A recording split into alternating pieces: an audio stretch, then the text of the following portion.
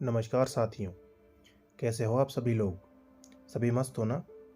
ऊपर वाले से प्रार्थना करता हूँ कि आप सभी को हमेशा खुश रखे और स्वस्थ रखे।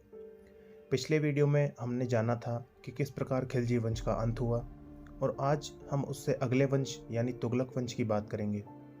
गाजी मलिक ने 1320 ईस्वी में मुबारक खिलजी को मारकर तुगलक वंश की स्थापना की और खुद गयासुद्दीन तुगलक के नाम से गद्दी पर बैठ गया। गयासुद्दीन तुगलक ने कुल 29 बार मंगोल आक्रमण को विफल किया। सुल्तान बनने से पहले ये मुबारक खिलजी के शासनकाल में उत्तर पश्चिमी सीमांत प्रांत का शक्तिशाली गवर्नर था। गयासुद्दीन तुगलक दिल्ली सल्तनत का पहला सुल्तान था जिसने अपने नाम के साथ गाजी शब्द जोड़ा, जिसका अर्थ होता है काफिरों को मारने वाला। ये पहला सुल्तान था जिसने कृषि की उपज बढ़ाने की ओर ध्यान दिया और दिल्ली में तुगलकाबाद नामक एक शहर बसाया।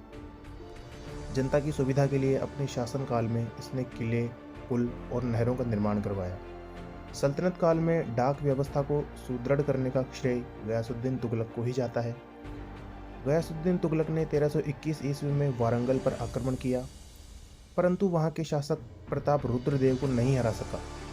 1323 ईस्वी में उसने अपने पुत्र शहजादे जौना खां को दक्षिणी भारत में सल्तनत की पुनः स्थापना के लिए भेजा और जौना खान ने वारंगल शासक सहित पांड्य राज्यों को जीतकर दिल्ली सल्तनत में मिला दिया। गयासुद्दीन तुगलक जब बंगाल में था तभी उसको सूचना मिली कि जौना खान निज़ामुद्दीन औलिया का शिष्य बन गया है और निज़ामुद्दीन औलिया जौना खान के अगले सुल्तान बनने की भविष्यवाणी कर रहा है। निज़ामुद्दीन औलिया एक फकीर संत था। जब गयासुद्दीन तुगलक ने निज़ामुद्दीन औलिया को धमकी दी तो उसने गयासुद्दीन तुगलक से कहा कि हुनूज दिल्ली दूर अस्त, अर्थात दिल्ली अभी बहुत दूर है। जौना खान ने तुगलकाबाद से 8 किलोमीटर दूर स्थित अफगानपुर में एक लकड़ियों से निर्मित महल बनवाया था। जब गयासुद्दीन तुगलक बंगाल अभियान से वापस लौट रहा था तो वह उसी लकड़ी के महल में विश्राम के लिए रुका और वो महल ढह गया, जिसमें दबकर उसकी मौत हो गई। ऐसा कहा जाता है कि जौना खान ने ही एक साजिश के तहत अपने पिता गयासुद्दीन तुगलक की हत्या करवाई थी ताकि वो सुल्तान बन सके। गयासुद्दीन तुगलक का शासनकाल 1320 से 1325 ईस्वी तक रहा, यानी कुल 5 वर्ष का। इसके बाद अगला शासक जौना खां बनता है और मोहम्मद बिन तुगलक के नाम से गद्दी पर बैठता है। इसका शासनकाल 1325 से 1351 ईस्वी तक रहा। यह तुगलक वंश का सबसे शिक्षित शासक था और सुल्तान बनने से पहले एक योग्य सेनापति भी था। इसे सांकेतिक मुद्रा का जनक कहा जाता है। इसने दीवान ए कोही की स्थापना की कृषि कार्य में सुधार के लिए, जिसका प्रमुख अमीर ए कोही कहलाता था। इसके शासनकाल में भू राजस्व दर 1/10 थी और ये एक ऐसा शासक था जो योग्यता के आधार पर सेना में सिपाहियों की भर्ती करता था। इसके शासनकाल में 1333 ईस्वी में अफ्रीकी यात्री इब्न बतूता भारत आया, जिसने अपनी पुस्तक किताब उल रहेला में इसकी जानकारी दी है। इसी के समय 1336 ईस्वी में ही विजयनगर साम्राज्य की स्थापना हुई। मोहम्मद बिन तुगलक ऐसा पहला शासक था जिसने अजमेर की यात्रा की और दिल्ली में निज़ामुद्दीन औलिया का मकबरा भी बनवाया। मोहम्मद बिन तुगलक को पढ़ा लिखा मूर्ख या पागल शासक भी कहा जाता है, क्योंकि इसने 4 योजनाएं चलाई और चारों की चारों असफल रही। अपनी प्रथम योजना के द्वारा इसने दोआब के उपजाऊ प्रदेश में कर में 50% की वृद्धि कर दी और उसी वर्ष वहां भयंकर अकाल पड़ गया, जिससे पैदावार प्रभावित हुई और जबरन अधिकारियों द्वारा कर वसूली से वहां विद्रोह हो गया और ये योजना असफल हो गई।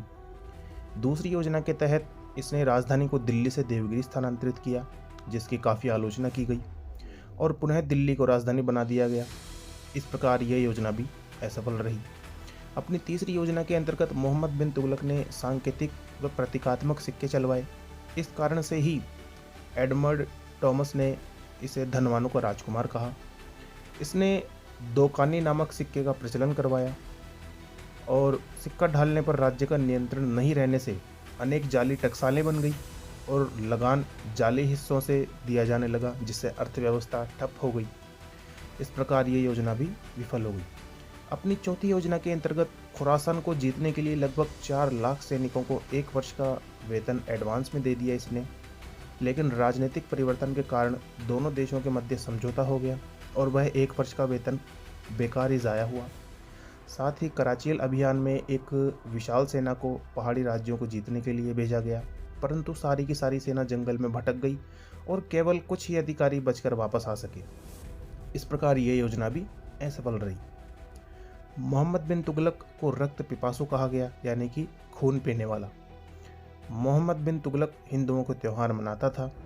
1351 ईस्वी में सिंध में थट्टा नामक स्थान पर गंभीर बीमारी पड़ने से इसकी मृत्यु हो गई।